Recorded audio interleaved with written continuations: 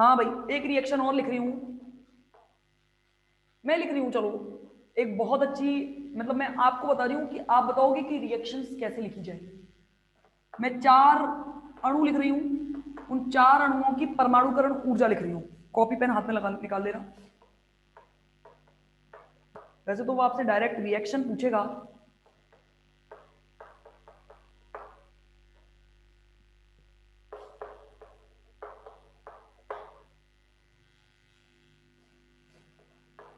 मुझे सबसे पहले तो आपको बताना है सॉफ्ट कौन सा होगा, हार्ड कौन सा होगा।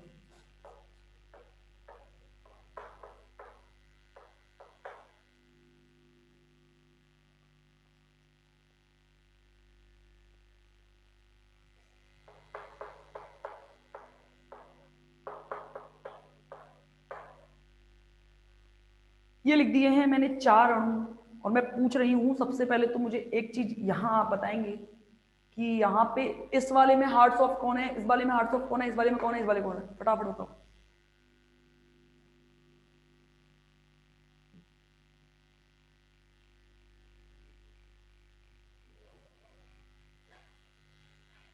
मरकरी क्या है मैडम, देखना आंसर आ रहे होंगे बच्चों के।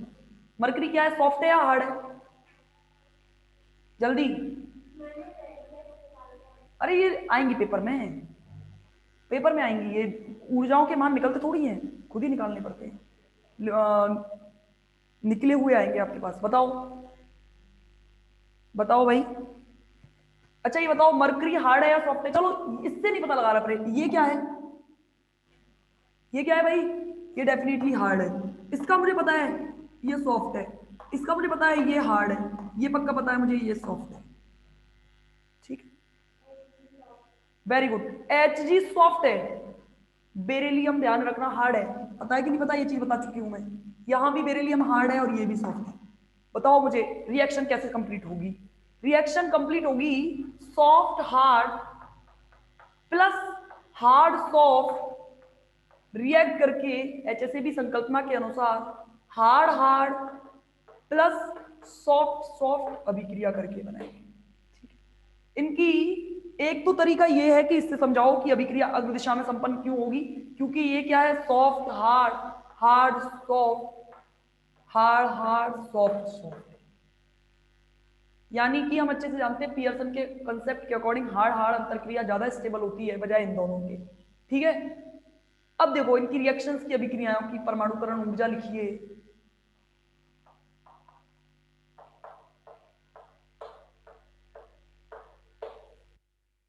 अच्छा चलो देखना फटाफट से, ये इन दोनों ऊर्जाओं को जोड़ो और इन दोनों ऊर्जाओं को जोड़ो, ज्यादा कौन सी है, परमाणुकरण ऊर्जा ऑब्वियस सी बात है, दिख रहा है राइट हैंड वाली ज्यादा है, तो प्रेरक की तरह कार्य करेंगे ये वाले अणु। यही कारण है कि ये वाली अभिक्रिया किधर संपन्न होगी, अग्र दिशा में संपन्न होगी।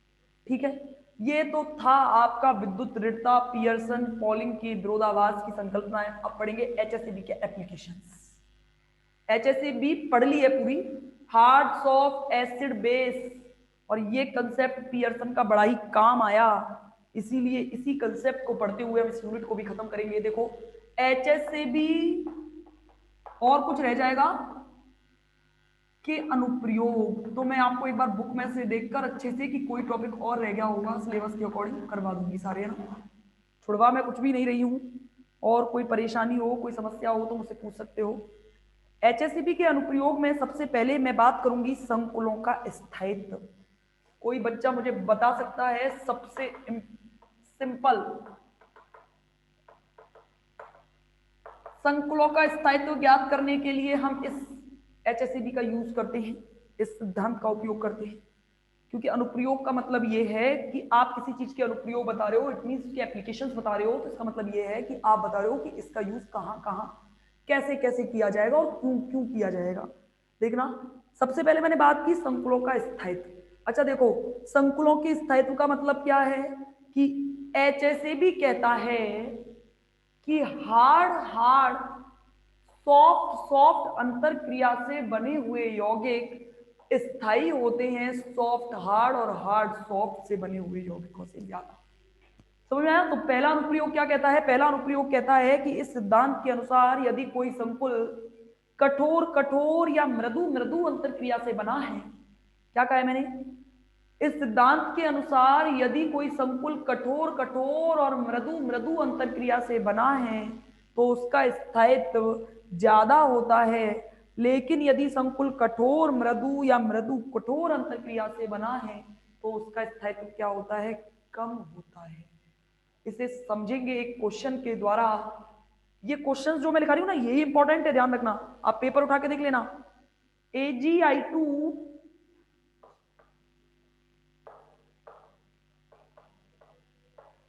माइनस और AgF2 प्लस, इन दोनों में से कौन सा एक है और कौन सा एक नहीं है? जल्दी बताओ फटाफट से। अगर आपने बता दिया इसका मतलब आपके समझ में आ गया। इसके क्वेश्चन को मैं बाद में बताऊंगी, पहले मैं ये चीज बताऊं, मुझे इन दोनों में से कौन सा है और कौन सा नहीं है। एक का स्थायित्व है और एक तो पाया ही नहीं जाता है।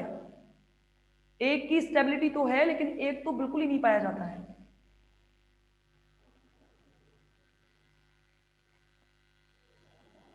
बताओ।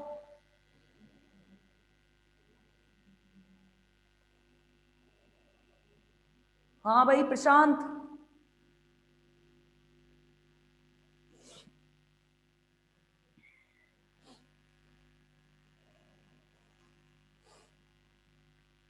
अच्छा ये बताओ भाई, ये क्या है, सॉफ्ट है कि हार्ड है? Ag+, ये सॉफ्ट है भाई। आयोडीन सॉफ्ट होता ही है। ये सॉफ्ट है, ये हार्ड है। कौन सा बनेगा? कौन सा बनेगा? ये बनेगा। समझ गए? यानी कि ये क्वेश्चन ऐसे है कि AgI2 सिल्वर आयोडाइड ऋणायन जो है वो स्थायी संकुल है, जबकि सिल्वर फ्लोराइड पाया ही नहीं जाता। इसका कारण है कि सिल्वर आयोडाइड सॉफ्ट सॉफ्ट अंतरक्रिया से बना है, जबकि silver fluoride soft hard interaction से बना है। HSE भी कहता है कि सॉफ्ट सॉफ्ट से बना हुआ संकुल मोर स्टेबल है सॉफ्ट हार्ड से बने हुए के कारण। तो ध्यान रखना, ये क्वेश्चन कुछ इस प्रकार है, ये पेपर में आया हुआ है। AgI2 plus, sorry AgI2 minus स्थायी संकुल है, जबकि AgF2 प्लस नहीं पाया जाता।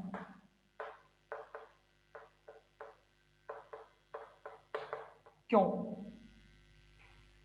एक क्वेश्चन और, जो जो क्वेश्चन पेपर में आने लायक है वही मेरे नोट्स में लिखे हुए हैं, उन्हीं को करवा देती हूं आपको। ठीक है, अब देखो एक क्वेश्चन और लिख रही हूं मैं, ये भी बड़ा ही सिंपल है। COF6 माइनस 3 COI6 माइनस 3, कौन सा स्थायित्व है? तो खुद ही बता दोगे, कोई टेंशन ही नहीं है। कुछ आपको याद होगा, मैंने डी ब्लॉक के एलिमेंट्स के आधार पर रिक्त कक्षक पाया जाना, चूंकि दोनों ही कोबाल्ट +3 पोजीशन में पाए जाते हैं। पाए जाएंगे नहीं पाए जाएंगे? ये भी CO+3 है या नहीं? अच्छा देखो, ये कोबाल्ट +3 का मतलब क्या है? कोबाल्ट का इलेक्ट्रॉनिक कॉन्फ़िगरेशन क्या होता है? 3d7 4s2 होता है कि नहीं होता? 27 3d7 4s2, 3 इलेक्ट्रॉन निकलने का मतलब क्या है? ये 3d6 हो गया है। ठीक है, सेम ये भी, इसका इलेक्ट्रॉनिक कॉन्फ़िगरेशन भी 3d6 है, यानी कि दोनों एक ही प्रॉपर्टी रखते होंगे।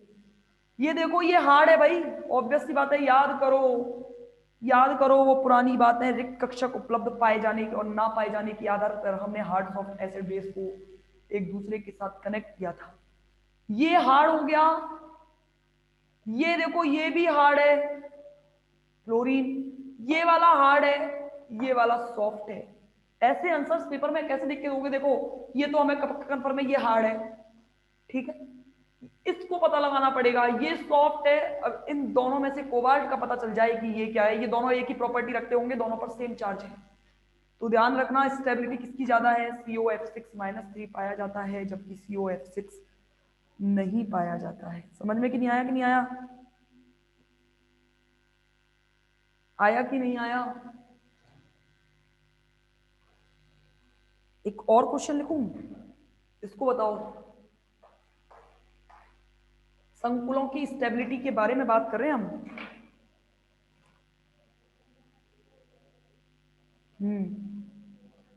कैडमियम NH3 का होल 4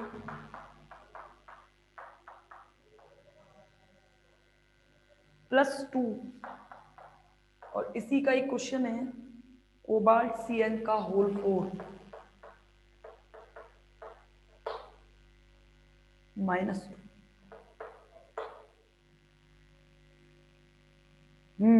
बताओ।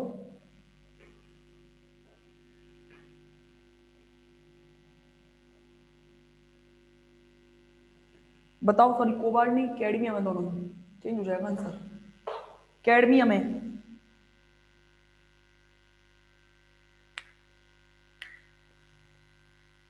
बताओ जल्दी।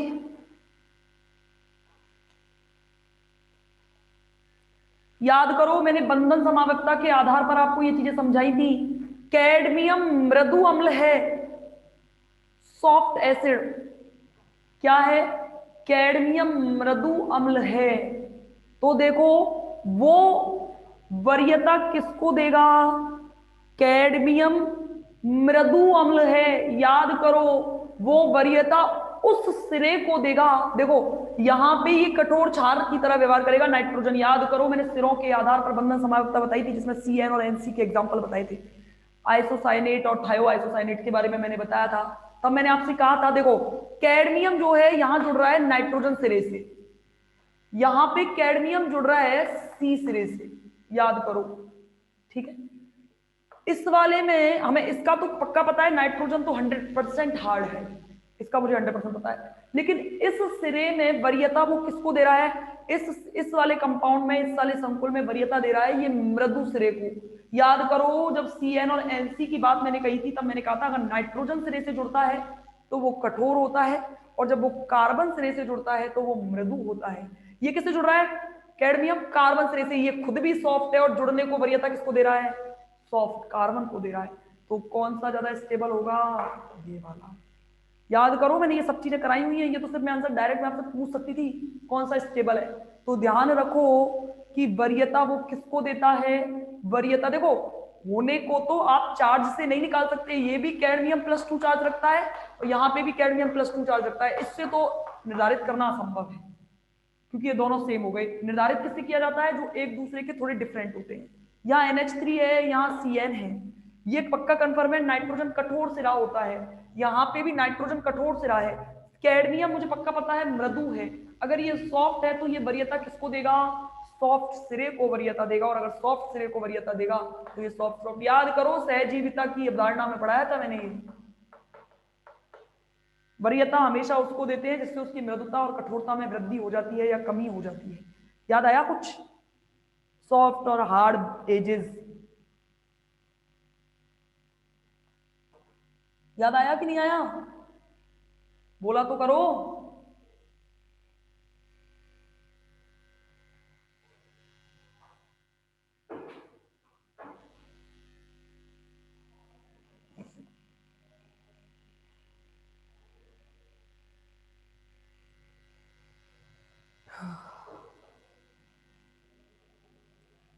चलो, इसका नेक्स्ट एप्लीकेशन देखें, सहजीविता। HSAB के कंसेप्ट ही थे। देखो, सहजीविता का मतलब क्या था, याद करो। सहजीविता का मतलब था कि अगर किसी कठोर प्रजाति से कोई कठोर प्रजाति आकर जुड़े तो उसकी कठोरता में हो जाती है वृद्धि, और किसी कठोर प्रजाति से कोई मृदु प्रजाति आकर जुड़े तो उसकी कठोरता में हो जाती है कमी। ध्यान रखना, वो जैसी प्रजाति है वैसी ही रहेगी, ऐसा नहीं हो सकता। मैंने क्या कहा था? अगर किसी हाड़ से कोई हाड़ आकर जुड़े तो ये इसकी कठोरता में हो जाएगी वृद्धि। ध्यान रखना, अगर किसी हार्ड से कोई सॉफ्ट आकर जुड़े, हार्ड से कुछ सॉफ्ट आकर जुड़े तो ये मृदु नहीं हो जाएगा, इसकी कठोरता में पहले की अपेक्षा हो जाएगी कमी। याद है मैंने कहा था कोई अगर मृदु है उससे आकर कोई मृदु जुड़े तो उसकी मृदुता में हो जाती है वृद्धि, और अगर किसी मृदु से कोई हार्ड आकर जुड़े तो उसकी मृदुता में हो जाती है कमी। ये बताया था ना मैंने जी, बताया था कि नहीं बताया था? तो एक क्वेश्चन जो मैं आपके लिए कल के लिए देके जा रही हूं, बताना मुझे इसका आंसर सही क्या है।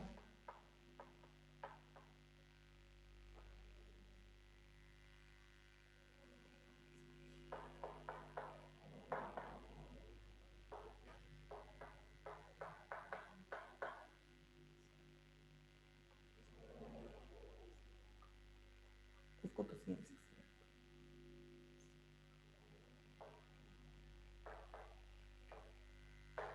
कौन सा ज्यादा स्टेबल है, इन दोनों में से कौन सा ज्यादा स्टेबल है? ये बहुत इंपॉर्टेंट क्वेश्चन, ये ध्यान रखना है, ये इस यूनिट का सबसे इंपॉर्टेंट पार्ट चल रहा है और हमेशा ही एप्लीकेशंस ऑफ एचएससीबी में से क्वेश्चन आता है। पेपर उठा के देखना तो पता चलेगा। ये वाले क्वेश्चन को मैं देके जा रही हूँ और आप इसके बारे में कल विचार करो कि इनमें से कौन सा क्वेश्चन सही है और कौन सा ज्यादा स्टेबल है। मेरे हिसाब से तो आंसर इसी में है, जिनको समझ में आ गया होगा वो आंसर यहीं निकाल के दे देंगे। ये देखो इससे, चलो आप छोड़ो कल बता दो, पहले आप इसके बारे में विचार करो, अगर मैंने आज ही बता दिया तो आप मेहनत नहीं करोगे, ठीक है? कल मिलते हैं, हो गया ना?